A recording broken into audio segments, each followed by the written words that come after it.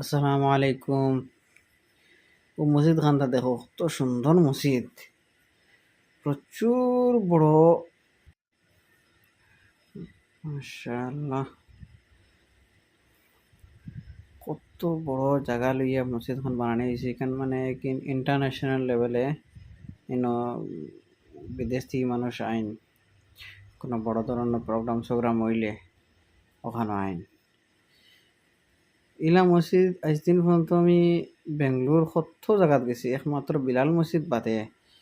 হুম, তো বড় এরিয়া লইয়া সুন্দর করিয়া ভিতরে এসি বেসি লাগাইয়া ইলা মসজিদ দেখছি না কোনোখানো।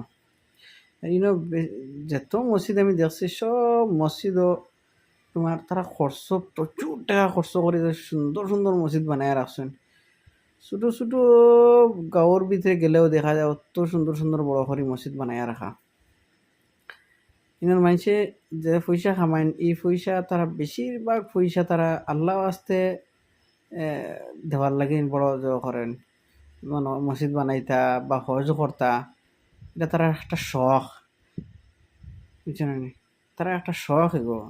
আমরা মানুষের শখ হইল কি পয়সা বানাইতাম, গড়দর বানাইতাম, সরু তারে পয়সা খরচ করে বিয়া দিতাম, ফজল খরচ করতাম, গাড়ি ঘোড়া লইতাম, মানুষের দেখাইতাম।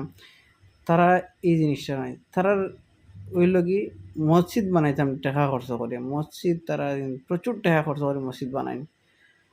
আর নিজের গড় দর অত যেন মানে কিনতা দালান কোটা বানাইয়া বিল্ডিং সিল্ডিং এরকম বানাই না তারা।